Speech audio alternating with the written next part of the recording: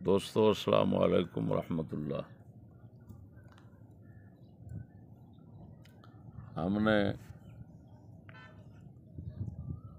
شرعی شہادتوں کے پیش نظر گزشتہ رات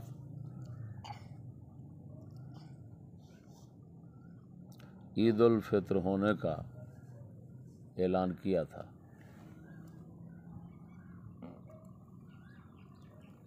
اگر اسلامی حکومت ہوتی تو وہ ہماری شہادت کو لے کر ہی اعلان کر دیتے آگے،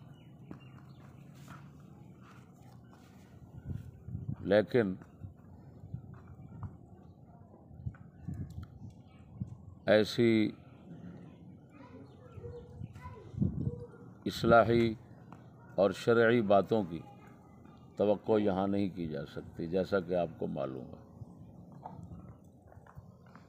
اب حکومت جو ہے وہ خلاف اپنے آئین کے خلاف، اپنے دستور کے خلاف چل کر، جو دستور ان کو یہ کہتا ہے کہ مذہبی آزادی ہے، مذہبی معاملات میں لوگوں کے حکومت مداخلت نہیں کرے گی۔ مسٹر جناح نے صاف کہہ دیا تھا، ہندو اپنے مندروں میں جائیں، مسلمان اپنے مسجدوں میں جائیں، حکومت کو مذہبی معاملات سے کوئی سروکار نہیں ہے۔ لیکن کیا کریں، یہاں پر انگریز کی چلتی ہے،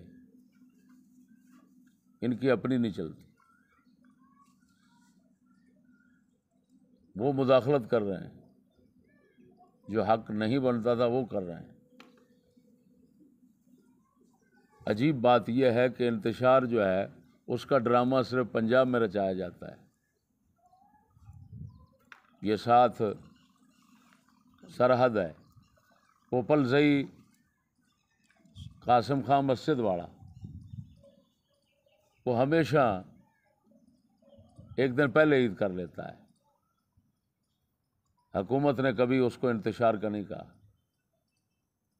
خبر نہیں کہ اس کا انتشار ان سے بٹھایا نہیں جاتا کہ کیا چیز ہے۔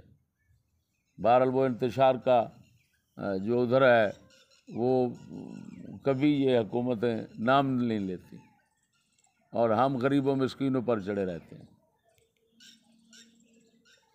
تو بہرحال کیونکہ انہوں نے مجبوری بنا دی، عید نماز پڑھنے نہیں دے رہے، عذر بنا دیا ہے، اور اس عذر شرعی کے تحت ہماری فقہ کی کتابوں میں لکھا ہوا ہے، تنویر، در مختار وغیرہ میں، کہ عید الفطر دوسرے دن تک مؤخر کی جا سکتی ہے کسی عذر کی وجہ سے، اور پھر وہ قضا ہوگی یا ادا ہوگی، یہ ایک الگ مسئلہ ہے۔ تو دوستو، اس عذر شرعی کے تحت تمام دوست جو ہیں وہ کل نماز عید الفطر ادا فرمائیں، اور اس شر اور فتنے سے اور انگریزی ظلموں سے اپنے آپ کو محفوظ رکھیں۔ السلام علیکم ورحمۃ اللہ۔ فضل احمد چشتی، سندر لاہور۔